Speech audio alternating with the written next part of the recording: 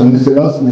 Nishiuchi Kazuhiko, ambassadeur extraordinaire plénipotentiaire du Royaume de l'Empire du Japon.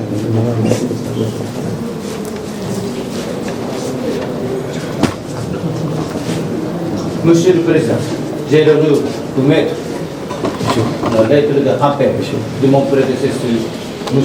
Makiuchi Hiroyuki. Et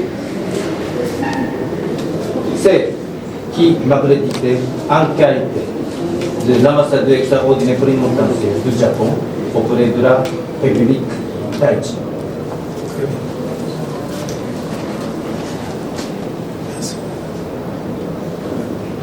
Merci, Monsieur le Président.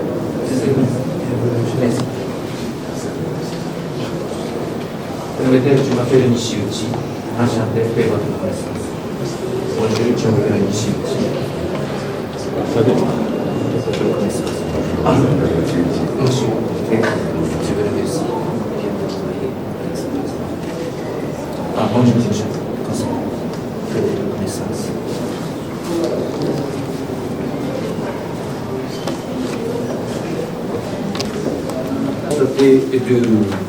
L'année de prix de relation diplomatique a toujours 1956. Et donc, il y a 2 jours, j'ai demandé de ministre des Affaires étrangères s'il y a des documents diplomatiques qui a attesté l'année 1929 et j'ai demandé de l'envoyer parce qu'au niveau de tout le on va examiner et c'est correctement. Mais pour le moment, le Japon connaît que l'année de commencement de relation diplomatique, c'est toujours 1956. Très bien. On va regarder ça. Je crois que tous ces points, les discussions que j'ai eues avec le professeur d'Haïti au Japon, ce qui a été réitéré avec quelques acteurs en Haïti, c'est que aujourd'hui, Haïti a perdu l'assistance, je dirais, d'une partie de l'aide humanitaire passée par l'USAID des États-Unis. Et donc, il serait bien de reprendre avec les institutions au Japon et qui étaient beaucoup plus actifs. Donc, en ce sens, nous pouvons faire cette discussion pour voir comment est-ce qu'on peut continuer à donner un support qui n'est pas toujours humanitaire, mais même au niveau de l'agriculture, au niveau du développement des affaires, etc. Et donc ça, on peut discuter avec le Premier ministre. Ah, oui, c'est bien, oui. Bien sûr, de tout côté, nous avons toujours entendre bien discuter approfondi de notre coopération. Permettez-moi, Monsieur le Président, pour bien expliquer cet temps de tableau explicatif, bien comprendre. C'est un de résumé de la coopération japonaise en Haïti depuis l'année 2022 et jusqu'à aujourd'hui. C'est un dernier de coopération avec la UNODC, l'Office des Nations Unies contre la drogue et crime. Mais moi, je sais que c'est la semaine dernière, vous avez fait appel à la société internationale dans votre discours. Lors du départ du général du système des Nations Unies. Oui, vous avez dit que nous avons besoin également de l'assistance internationale sur le point de l'échange de renseignements et de la douane, de contrôle douanier, financé afin de bloquer, stopper le flux de plans munitions et de drogue et puis financement vers le Cap. C'est exactement voilà, ça. C'est ça, c'est le même objectif. Donc, je souhaite vivement de notre projet en collaboration avec l'ONUDC apporter, répondre à votre appel international la semaine prochaine. Tout à fait raison, on est sur la même longueur d'onde. Je vais quand même ajouter que le contrôle de la frontière et de la douane permettra aussi au pays de recevoir plus de taxes. Et pour combattre la contrebande, permettant à Haïti de pouvoir avoir plus de ressources pour faire face à ses besoins et réduire les besoins d'aide humanitaire des pays amis, mais plutôt de transformer de l'aide à l'investissement. Et ce qu'on puisse continuer à parler, à échanger entre nous, et pouvoir faire des échanges commerciaux dans le futur. Oui. C'est alors je viens constater que le gouvernement d'Haïti souhaitait obtenir des armes et des munitions afin de renforcer la capacité de la police nationale d'Haïti et aussi la capacité de la mission multinationale de sécurité, sécurité. Mais quand même, le Japon, il y a des principes de coopération. Il s'agit que le Japon doit éviter l'assistance à des femmes militaires ou susceptibles d'aggraver le conflit international. Tout cela, le Japon ne peut pas acquérir sa munition. Enfin, quand même. Regardez, président. Président, regardez.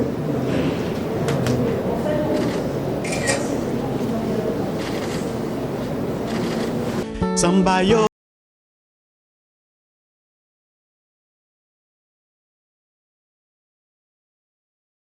Hey, hey, hey.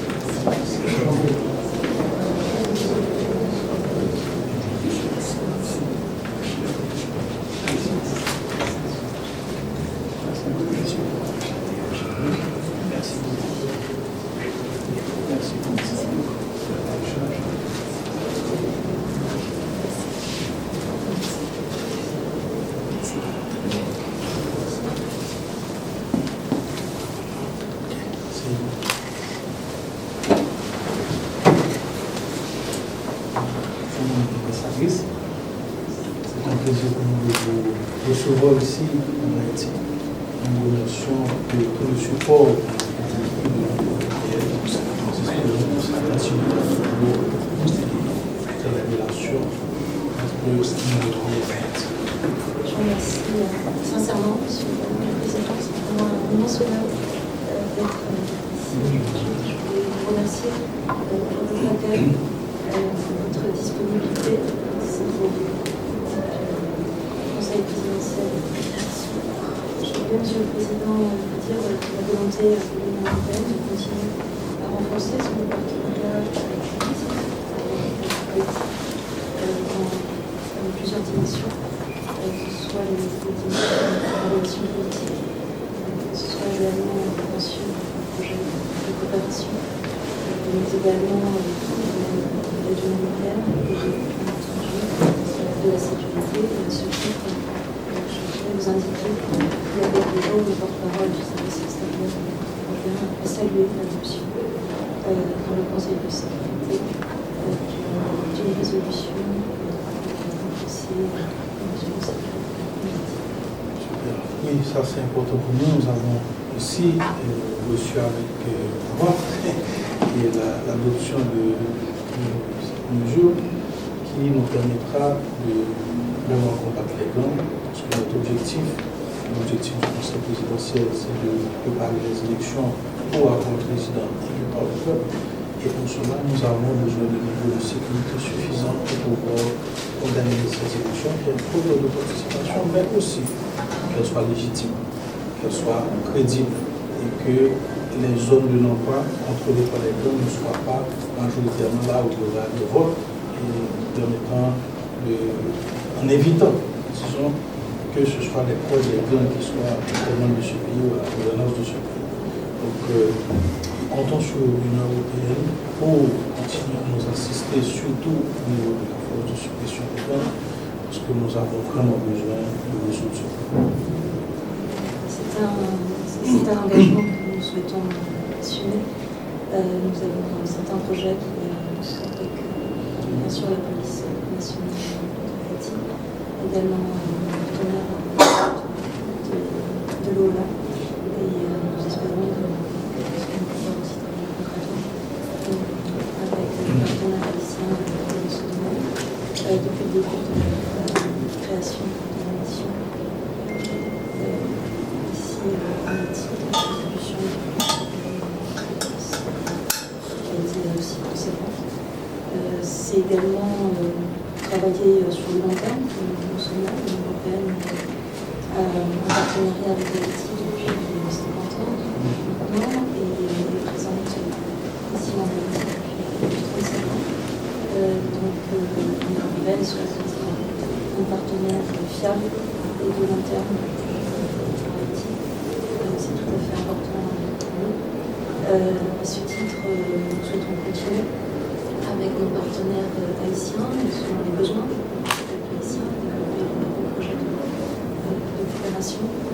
Et également, nous souhaitons travailler dans une dynamique d'équipe Europe avec nos collègues européens présents en Haïti, accrédités, et nos résidents accrédités également en Haïti. Pour cela aussi, je proposais peut-être différentes activités sur votre agenda qui permettent de l'évaluation de projet, ce projet sur le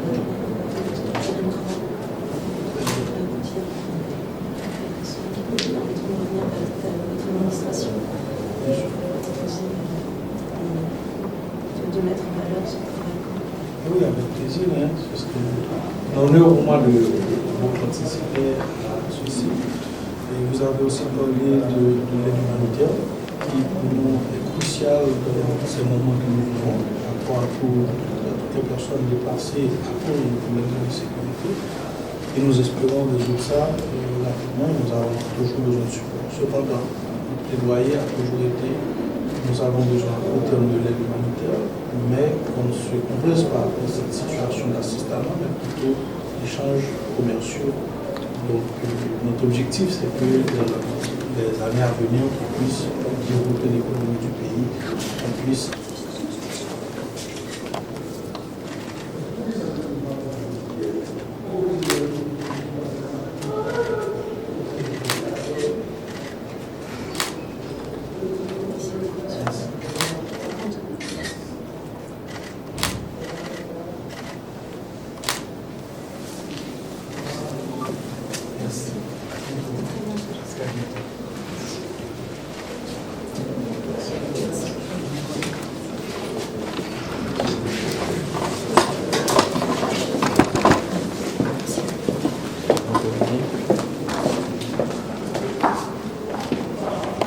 L'Union européenne est présente depuis 35 ans en Haïti. Le partenariat avec Haïti date aujourd'hui de 50 ans.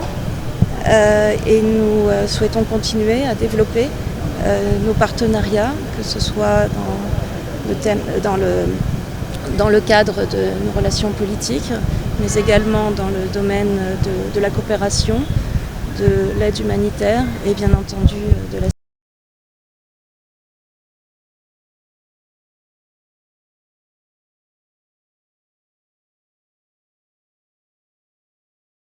Engagement parce que nous gain pour nous faire tourisme en Haïti. L'aime dit gain pour nous faire tourisme, nous gain pour nous faire développement touristique en Haïti. Avec un sentiment d'engagement parce que le moment ça que nous gain là offre nous une opportunité pour que nous capables de construire offre touristique pour nous faire développement économie touristique là. Nous avons longtemps dit que le tourisme est capable de côté nous lancer résolution crise là. Il est capable de côté tout nous lancer pour nous capable résoudre les problèmes de base que nous-mêmes nous gagnons et faire transformation durable société. Samedi là, en ligne droite avec thème que choisi année ça pour célébrer Journée mondiale tourisme là, parce que l'Organisation mondiale du tourisme choisit tourisme et transformation durable. Eh bien, moi dis c'est avec un peu d'engagement que nous avons célébré et nous avons célébré avec conscience que il y a un pile de travail qui pour faire pour que effectivement nous capables de développer le tourisme en Haïti. Faire tourisme aujourd'hui, veut dire pour moi c'est construire offre touristique là. Faire tourisme veut dire c'est mettre en place tout élément que nous avons besoin pour que si on monde déjà à l'interne besoin de déplacer pour le déplacer, si on monde qui en dehors du pays a besoin de rentrer dans le pays que le capable de venir. Pour qu'ils soient décidés qu'on va parler de tourisme quand dans un premier temps ou pour qu'il y ait un aéroport qui pourra accueillir les gens qui sont en dehors du pays. Pour qu'ils soient décidés qu'on va parler de tourisme quand on peut une route. Pour qu'ils soient parler de tourisme quand on peut une énergie. Pour qu'ils soient parler de tourisme quand service hôtelier ou pour de qualité. Pour qu'ils soient parler de tourisme quand on peut assurer qu'on a des professionnels qui sont capables d'offrir meilleure qualité de service. Je dis à parler de tourisme, pour moi c'est ça que je dis. Je veux dire qui moyen que je gagne pour construire offre ça que n'a parlé de l'IA. Parce que le monde n'a venu, il vient pour le consommer en bagaille. Il vient pour le consommer, ça m'a pas offrir là. Et ça m'a pas offrir là, c'est service. Ça m'a pas offrir là, c'est espace que je gagne. Ça m'a pas offrir là, c'est plage que je gagne. C'est soleil que je gagne. C'est service santé que je gagne. C'est hôtel que je gagne. C'est gastronomie que je gagne. C'est culture que je gagne. Comment je suis capable de faire pour organiser tout élément ça yo? Nous avons une offre qui est vraiment diversifiée pour que le touriste lui-même il rentre, il a envie de rester là. Pour qui ça peut m'inviter à venir si je ne suis pas sûr que le venir la prêter. Un bon exemple simple. Un touriste qui sorti aux États-Unis, qui vient là en Haïti, qui dit qu'il vient visiter gelé. Parce que tout le temps on va parler de gelé. Au bout de 2 jours, il finit passer Jacmel, il finit passer au Caille. Est-ce qu'il est intéressé pour continuer à aller geler toujours? Alors que gelé, c'est un joyau. Je dis pour qui ça ne pas assurer que l'offre que je gagne autour de gelé est diversifiée de telle sorte que les touristes qui rentrent, ils peuvent passer une semaine gelé, ils style gagne pour le toujours. Parler de tourisme aujourd'hui, c'est de ça pour nous parler, c'est construction ça qui est important. Et c'est dans ça nous mettons effort nous en dans le ministère du tourisme. Parler de tourisme, c'est faire que les gens, quel que soit côté lié dans le monde, ils connaissent que Haïti existait, ils connaissent que Haïti sont joyeux, ils connaissent que Haïti a un ensemble d'éléments importants là-dedans, ils sont intéressés pour le venir là-dedans. Mais pour le venir, il faut que ça qui raconte sur Haïti est positif, il faut que les rivets joignent. Et c'est ça que nous relève nouveau narratif là. Moi c'est ça que le tourisme pour moi aujourd'hui. M'a parlé de tourisme.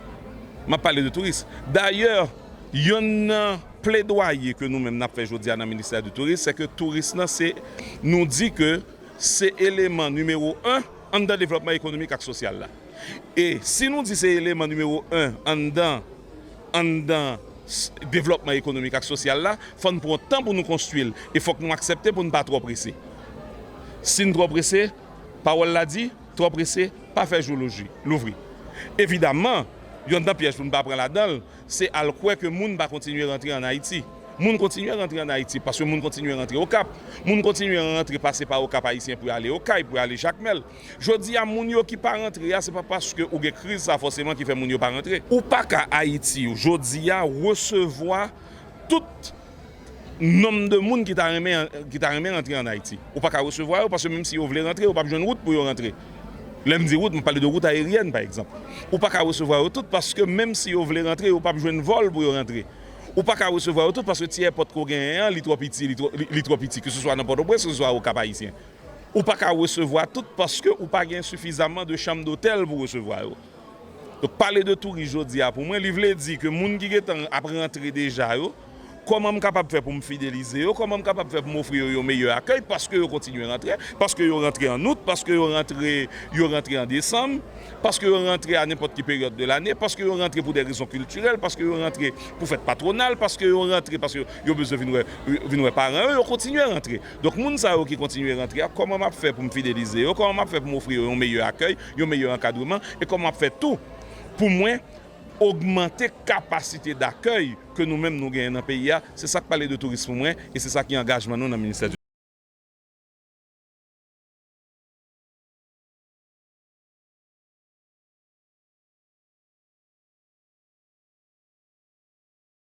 Vous voulez le faire avec nous aussi? Le Haut Commissariat des Nations Unies aux droits de l'homme est financé par l'Union européenne, de la délégation de l'Union européenne en Haïti, aussi en partenariat avec Governance Group.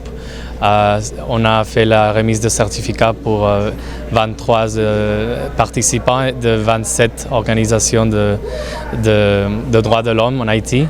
Et on est très fiers d'avoir financé cette formation et d'être à côté de tous les participants pour continuer à défendre les droits de l'homme en Haïti. Il y a plusieurs documents que la formation a fait et ils sont disponibles ici à l'événement, tels que par exemple le kit de formation qu'ils ont préparé pour tous les participants. C'était une formation pendant 3 mois, donc il y a plusieurs documents qui sont disponibles. On est tous ensemble pour un meilleur avenir et on va continuer à défendre les droits de l'homme, les droits de la femme et de tous les Haïtiens et Haïtiennes. Au cours de 3 mois, nous avons commencé le 13 mars et clôture lancé jeudi. Nous toujours avec 2 participants manquants qui en région, mais quand même, tous les participants ont fait déplacement pour venir recevoir certificat avec HCDH, Governance Group et l'Union européenne. Activité ça, c'est fruit de travail toute organisation. Effectivement, toute organisation yo postulé, c'est un lancement qui est fait, nous fait invitation pour yo venir participer, yo passer test, etc. Donc nous arrivé qu'en 32 organisations. Moi souhaité tout participant qui étaient là, même gens ensemble avec pendant 3 mois ça pour yo mettre en pratique tout ça yo vinn apprendre apprendre c'est pas seulement recevoir un certificat, c'est pas seulement venir non cérémonie, c'est pas seulement venir chita dans salle mais quand même mettez en pratique, dupliquer information, dupliquer formation que nous recevons, faire message dans passé, faire plus de monde touché et puis bataille contre violation des droits humains.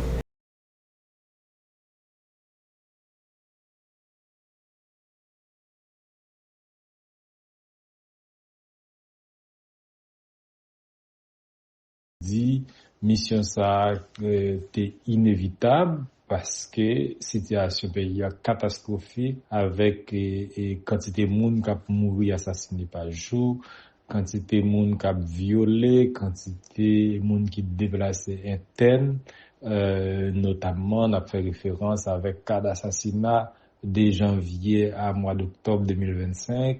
En moyenne, il y a 12 à 16 personnes qui mourent assassinés par jour. Et il y a des milliers de femmes qui sont victimes de violences sexuelles, on a quand même qualifié de crimes sexuels sous femmes actives. Et la police nationale, l'armée d'Haïti, paraît sous-équipée et épuisée, pas de moyens pour faire face avec violence.